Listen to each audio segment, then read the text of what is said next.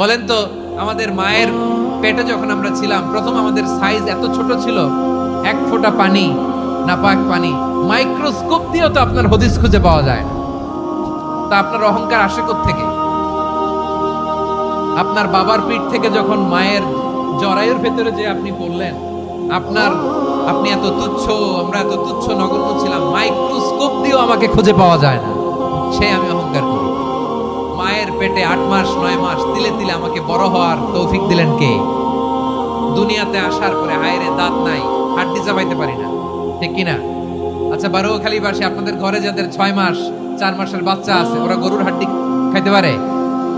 হ্যাঁ। তারপর হাঁসের হাড্ডি, মুরগির হাড্ডি চাবাতে তো খুব ভালো লাগে, তো এগুলো চাবাতে পারে? কি দুর্বল দেখছেন, ও কিছু খাইতেও পারে না। ওরে দুধ দিয়ে, তারপরে ওকে আপনার ডাল দিয়ে, সবজি দিয়ে একটা মিক্স খিচুড়ি বানাইতে হয়, এটারও আবার ব্লেন্ডার করতে হয়, এদিক দিয়ে দিলে বাচ্চার এদিক দিয়ে পড়ে। এ নাকি আবার অহংকার করবে? বড় হওয়ার পরে অসুস্থ হলে মানুষের চেহারা ফ্যাকাশে হয়ে যায়, আইসিইউতে যে আল্লাহ আমারে বাঁচাও, এতদিন কইতে আমি ক্ষমতার মালিক, এতদিন কি কইছে আমি ক্ষমতার মালিক, আইসিইউর বেডে কি বলে আল্লাহ আমারে বাঁচাও। দেখছেন ক্ষমতা? এই তো মানুষের ক্ষমতা, এই তো ক্ষমতা। আর বয়স যখন 70-80, লাঠি ছাড়া তার জীবন চলে না, পিঠটা আগে ছিল এরকম, এখন বাঁকা হয়ে গেছে। এ করে অহংকার, এ করে বড়ত্বের গর্ব আর বড়াই।